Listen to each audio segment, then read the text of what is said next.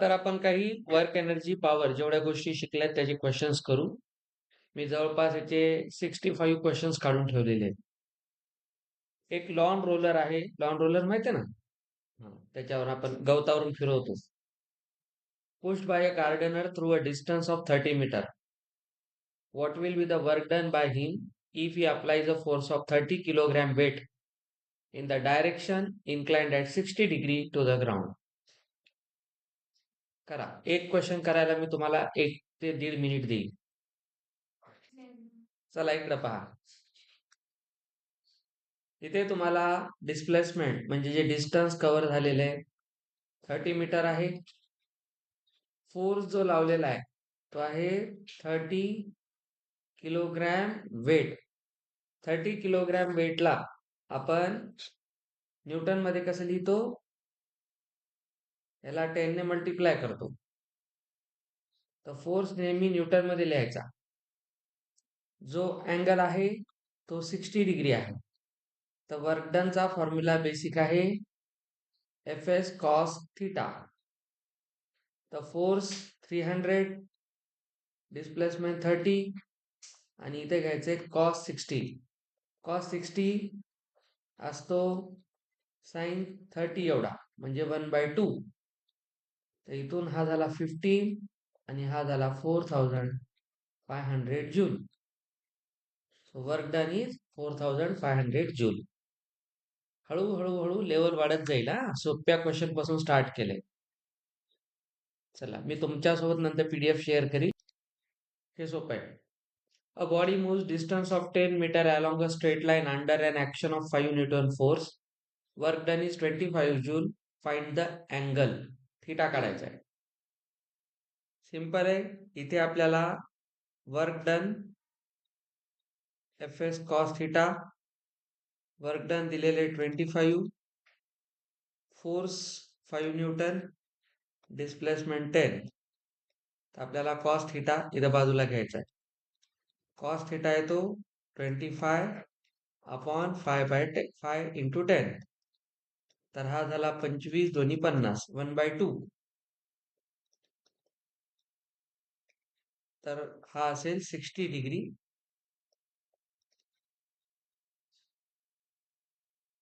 चलो हळू बघा. आता थोडंसं काम करा. एक मास आहे ब्लॉकचं 2 kg. त्याला आपण 40 न्यूटन फोर्सने अपवर्ड डायरेक्शन मध्ये ओढलं, पुल केलं आणि त्याची तो गेला 2 मीटर हाईट वर, म्हणजे डिस्प्लेसमेंट 2 मीटर हाईट झाली. Find the work done on the block by the applied force and its weight mg. तर वेटने त्याच्या किती वर्क केलं आणि अप्लाय केलेल्या फोर्सने किती वर्क केलं. तर इथे 2 टाईपचे वर्क काढायचे. अँगल कडे नीट लक्ष देऊन सॉल्व्ह करा. इथे तुम्हाला जी ची व्हॅल्यू 10 घ्यायची आहे. चला बघा. हा तो ब्लॉक असेल. या ब्लॉकला आपण या डायरेक्शन मध्ये ओढलेला आहे आणि या डायरेक्शन मध्ये त्याचं वेट लागलेलं आहे. वेट आहे mg आणि इकडे लागलेला आहे फोर्स. तर या डायरेक्शन मध्ये जे डिस्प्लेसमेंट आहे, इथून हे डिस्प्लेसमेंट हाईट 2 मीटर आहे. फोर्स 40 न्यूटन आहे. वेट मास इंटू 10 हे झालं 20. ठीक आहे. 20 न्यूटन हे त्याचं वेट झालं. आता पहा. तर तुम्हाला एवढं लक्षात ठेवायचंय की इकडे डिस्प्लेसमेंटचं डायरेक्शन आणि इकडे वेटचं डायरेक्शन. आधी आपण वेट काढू. वेट असते mg, मास 2 kg, हा 10, तर हा होईल 20 न्यूटन. आता अप्लाइड फोर्स जो आहे तो आहे 40 न्यूटन. डिस्प्लेसमेंट आहे 2 मीटर. इथे जो अँगल आहे तो 0 डिग्री आहे, कारण दोघं सेम डायरेक्शन मध्ये आहेत. सेम डायरेक्शन मध्ये आपण 0 डिग्री घेऊन करतो. तर पहिलं वर्क डन बाय फोर्स ते असेल फोर्स लागलेला 40 डिस्प्लेसमेंट 2 मीटर आणि अँगल कॉस 0. ते झालं 80, कॉस 0 1 असतो. तर इथं झालेलं वर्क डन आहे by the force is 80 joule. आता वर्क डन बाय वेट, तर तो लागलेला फोर्स 20 न्यूटन. डिस्प्लेसमेंट आता इथे आहे 2 मीटर आणि अँगल आता ऑपोजिट आहे, तर 180. हा 40 आणि कॉस 180 -1. तर इथे वर्क डन असेल -40 जूल. समजलं? एक 10 ग्रॅमचा ब्लॉक आहे, एका रफ सरफेस हॉरिझॉन्टल फ्लोअरवर आपण ठेवला आणि त्याला आपण 50 न्यूटन फोर्सने ओढलं. कायनेटिक फ्रिक्शनचा जो कोइफिशियंट आहे तो 0.4 आहे. तर त्याच्यावर सगळ्या टाईपच्या फोर्सेसने किती वर्क केलं जर त्याचं डिस्प्लेसमेंट 5 मीटर असेल. हे सगळंच आपण त्याविषयी केला होता हा क्वेश्चन. Try again. बघा, 10 ग्रॅमचा ब्लॉक आहे, आपण त्याला एका सरफेसवर ठेवलं.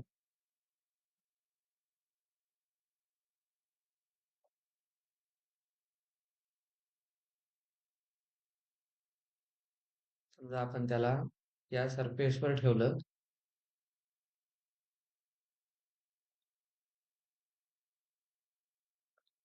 याच्यावर एक फोर्स आपण लावला, अप्लाइड फोर्स समजा या डायरेक्शन मध्ये 50 न्यूटन. इकडे लागेल फ्रिक्शन, खाली लागेल वेट, वर लागेल नॉर्मल. तुम्हाला सगळ्या टाईपचे फोर्सेसने केलेलं वर्क काढायचंय. इथे नॉर्मल आहे, इथे वेट आहे, इथे अप्लाइड फोर्स आहे आणि इथे फ्रिक्शन आहे. आता इथे आपल्याला काढायचे mg. m दिले 10 आणि g आहे 10, तर 100 न्यूटन हा त्याचा mg ची व्हॅल्यू आहे. तीच व्हॅल्यू कोणाची असेल? नॉर्मलची, कारण दोन्ही एकमेकाला बॅलन्स करत आहेत, कारण याचं मोशन हॉरिझॉन्टल आहे, व्हर्टिकल नाही. आता इथे बघा, थीटा जो आहे तो आहे 90 डिग्री. कोणामध्ये? Between force and mg. Force इकडे आहे, mg इकडे आहे, 90 डिग्री. म्हणून या केसमध्ये वर्क डन बाय वेट 0 होईल. कॉस 90 0 असतो, इथे वर्क डन 0 पहिल्या केसमध्ये. दुसरं नॉर्मल, नॉर्मलची व्हॅल्यू पण 100 न्यूटन. इथे जो थीटा आहे तो पण 90 आहे. कोणात? Between normal and force. बघा, इथे पण राईट अँगल आहे या दोघात. जर तुम्ही याला ऍज अ सेंटर पाहिलं इथून, तर बघा इथे 90, इथे 90 आहे. तर इथे पण झालेलं जे वर्क डन बाय नॉर्मल आहे ते पण 0 असेल. थर्ड केस मध्ये applied force, work done by force, लागलेला फोर्स 50 न्यूटन, डिस्प्लेसमेंट 5 मीटर. जिकडे फोर्स तिकडे डिस्प्लेसमेंट, तर अँगल 0. तर 250 इंटू कॉस 01, तर इथं झालेलं वर्क 250 जूल. आणि फोर्थ आहे work done by friction. Friction केलेलं वर्क असते. बघा, लागलेला फोर्स, फ्रिक्शन इंटू डिस्प्लेसमेंट, आणि इथे अँगल आहे 180, कारण ऑब्जेक्ट इकडे चाललाय, फ्रिक्शन ऑपोजिट डायरेक्शन मध्ये आहे. फ्रिक्शनला आपण लिहितो म्यू एन लिहितो. ठीक आहे, म्यू एन हा आहे 5 आणि हा आहे -1.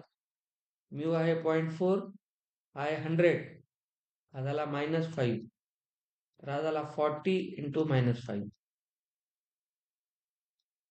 इथं वर्क डन बाय फ्रिक्शन येईल -200 जूल. सगळ्या फोर्सनी केलेलं वर्क आपल्याला कॅल्क्युलेट करायचं आहे.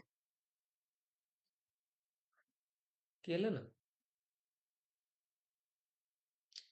आपण? मासला n ने मल्टिप्लाय केलेच नाही. Two unequal masses 1 kg and 2 kg are attached. The two ends of light inextensible string हा पण केलेला क्वेश्चन आहे. तुम्हाला होमवर्क म्हणून दिला होता मी. Passing over a smooth pulley. If the system is release from rest, find the work done on the string by the blocks in 1 second. तुम्हाला सांगितलं होतं कसं करतात. आता हा क्वेश्चन आला पाहिजे. असे क्वेश्चन्स येतात एक्झामला. समजा हा सपोर्ट आहे. इथे आपण ही पुली लावली.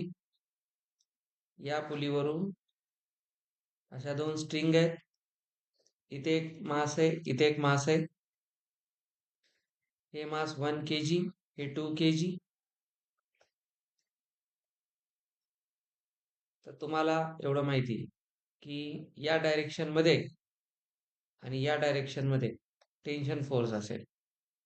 याचा टेन्शन इकडे, हे ऑपोजिट डायरेक्शन मध्ये टेन्शन काम करतं.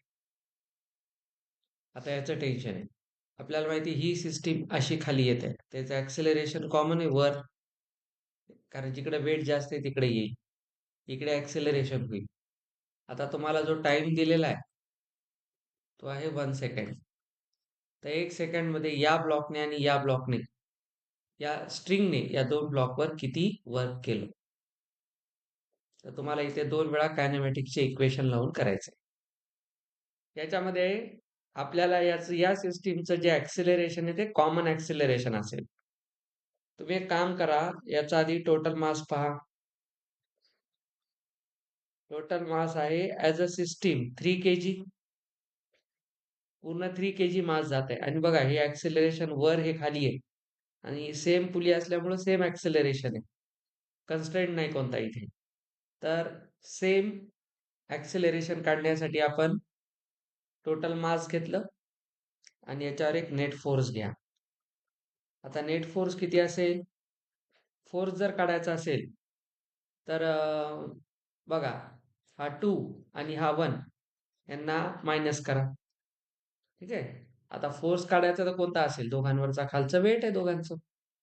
तर तुम्ही एक काम करा, इथं 2 किलोग्रॅम वेट किंवा 2 ग्रॅम वेट आणि 1 ग्रॅम वेट. तर याला तुम्ही असं लिहू शकता, 2g मायनस 1g. ते 1g येतं, आणि आता मी तुम्हाला किलोग्रॅम वेटचं कन्व्हर्जन सांगितलं. तर नेट फोर्स किती आहे? 10 न्यूटन. झालं. तर ऍक्सेलरेशन काय आहे? Force upon mass. Net force आणि मास हे झालं. तर हे झालं तुमचं कॉमन ऍक्सेलरेशन. आता आपल्याला फोर्स काढायचा आहे. आधी डिस्प्लेसमेंट काढा. डिस्प्लेसमेंट आहे u plus half AT square. हे काढू शकता तुम्ही. कसं काढतो आपण? ut plus half AT square. You नाही, ut plus half AT square. आता पहा, हे u तर 0 आहे. हाफ ए आहे 10/3, टाइम आहे 1 सेकंड. तर इथून डिस्प्लेसमेंट येतं, हे झालं 0, हे झालं 5. तर डिस्प्लेसमेंट 5/3 मीटर आहे. आता या डायरेक्शन मध्ये डिस्प्लेसमेंट जे दिलेलं आहे ते 5/3. डिस्प्लेसमेंट खाली आहे बघा, आणि याचं डिस्प्लेसमेंट इकडेच असणार. डिस्प्लेसमेंट आहे ना शेवटी, ते तर फिक्स आहे. फक्त याच्यासाठी कुठे डिस्प्लेसमेंट बघा, फोर्सच्या दृष्टीने ऑपोजिट आहे, आणि इथे फोर्सच्या दृष्टीने त्या डायरेक्शन मध्ये आहे. तर तुम्हाला हे दोन्ही काढता आलं पाहिजे नेट फोर्सच्या दृष्टीने. तर हे डिस्प्लेसमेंट आहे. आता डिस्प्लेसमेंट आलं, ऍक्सेलरेशन आलं, आपल्याकडे नेट फोर्स आहे आला. आता काढायचं का तुम्हाला? ऍक्च्युली तुम्हाला टेन्शन काढावं लागेल ना. ऍक्च्युली नेट फोर्स कसा आहे? याचा नेट फोर्स किती आहे? mg खाली टी वर. mg जास्त आहे ना. तर तुम्ही एक काम करायचं, टेन्शन काढा. फॉर 2 kg मास, 2 kg आहे, तर mg खाली, टेन्शन वर, मास इंटू ऍक्सिलरेशन. तर mg किती आहे? 2 इंटू जी, म्हणजे बघा इथं आलं 20.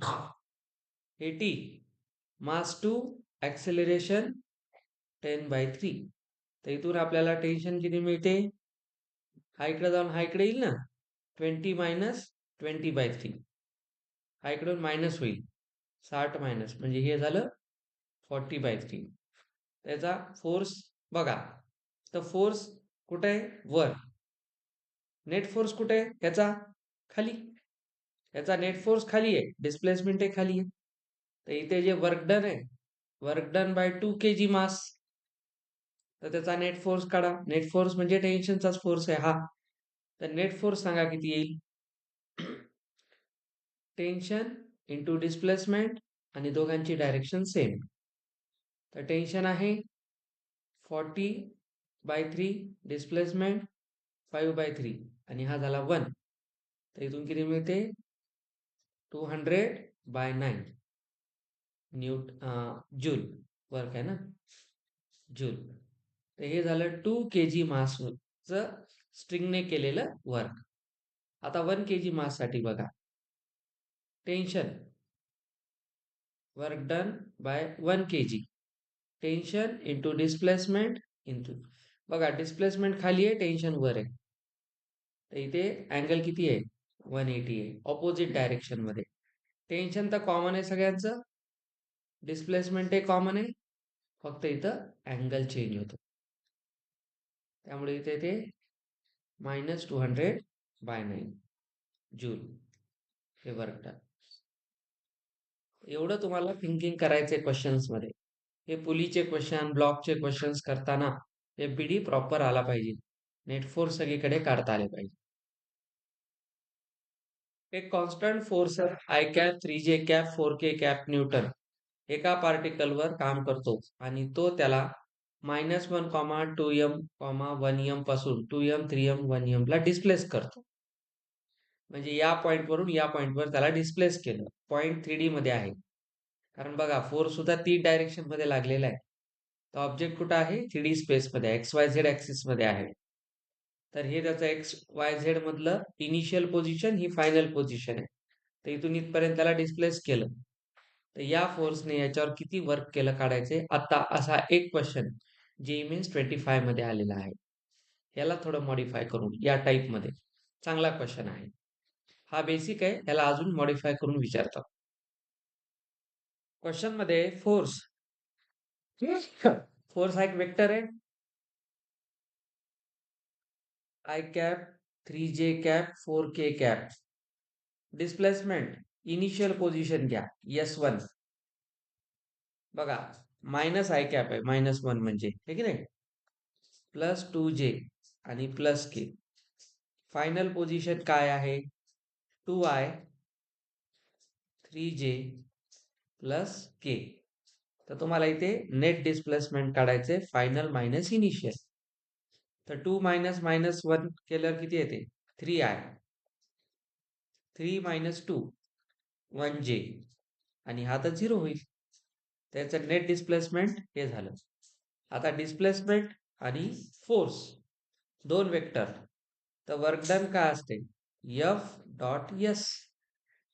मी तुम्हाला म्हणलं डॉट काढलं की काम झालं, अँगलची गरज नसते, दोन प्रकारे करता येतं. तर फोर्स वेक्टर आहे I + 3J + 4K dot displacement 3I + J. Dot मध्ये आपण I ला मल्टिप्लाय करून ऍड करतो. 1 3 जा 3 आणि इथे किती झालं? 3, हा 3 1 जा 3, हे किती झालं? 6. तुमचं वर्क डन 6 जूल. एवढा नॉर्मल क्वेश्चन होता, त्याला पाहून एवढं घाबरायची गरजच नाही. हा